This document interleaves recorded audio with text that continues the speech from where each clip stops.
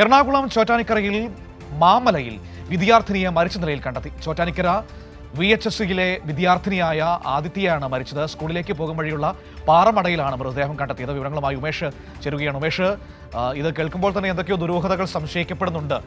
എന്താണ് പോലീസ് പ്രാഥമികമായി നൽകുന്ന വിശദീകരണം? മനു, ഇന്ന് രാവിലെയാണ് ഈ പെൺകുട്ടിയുടെ മൃതദേഹം പാറമടയിൽ കണ്ടെത്തിയത്. ഇത് ചോറ്റാനിക്കര പോലീസ് സ്റ്റേഷൻ പരിധിയിലുള്ള മാമല എന്ന് പറയുന്ന സ്ഥലത്ത്, അവിടെ ഒരു പാറമടയിലാണ് ഈ പെൺകുട്ടിയെ മരിച്ച നിലയിൽ കണ്ടെത്തിയത്. ഇതുവഴി രാവിലെ പോവുകയായിരുന്ന ഒരു ഓട്ടോറിക്ഷ ഡ്രൈവറാണ് ഇങ്ങനെ ഈ പാറമടയ്ക്ക് സമീപം ഒരു സ്കൂൾ ബാഗ് കണ്ടെത്തിയത്. സംശയം തോന്നി അവിടെ പരിശോധിച്ചപ്പോഴാണ് കുട്ടി ഇങ്ങനെ മൃതദേഹം കണ്ടെത്തിയത്. തുടർന്ന് പോലീസിൽ വിവരമറിയിക്കുകയായിരുന്നു.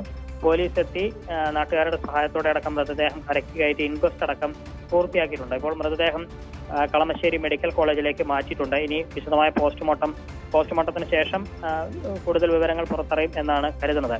നിലവിൽ പോലീസ് പറയുന്നതനുസരിച്ച് ആത്മഹത്യാ സാധ്യത ആണ് പോലീസ് പറയുന്നത്. അങ്ങനെ ചില സംശയങ്ങൾ ഉണ്ട്. ചില വഴക്കുകൾ വീട്ടിലൊക്കെ ഉണ്ടായതായി പറയുന്നു. പക്ഷെ അത് സ്ഥിരീകരിച്ചിട്ടില്ല. കാരണം ആത്മഹത്യാക്കുറിപ്പ് അങ്ങനെയൊന്നും തന്നെ ഇതുവരെ കണ്ടെത്താൻ കഴിഞ്ഞിട്ടില്ല. അതുകൊണ്ട് കൃത്യമായ കാരണം അതിലേക്ക് പോലീസ് എത്തേണ്ടതുണ്ട്. ഈ ഒരു അവസ്ഥയിൽ കുട്ടിയുടെ മാതാപിതാക്കളിൽ നിന്ന് മൊഴിയെടുക്കുന്നത് അത് അത്ര പെട്ടെന്ന് കഴിയുന്ന ഒന്നല്ല. അതുകൊണ്ട് പോലീസ് ക്ഷമാപൂർവം കാക്കുകയാണ്. ഈ മറ്റ് പരിചയമുള്ളവർ, വിദ്യാർത്ഥികൾ, കൂട്ടുകാർ അങ്ങനെയുള്ളവരോടൊക്കെ കണ്ട് പോലീസ് കാര്യങ്ങൾ ചോദിച്ചറിയുന്നുണ്ട്.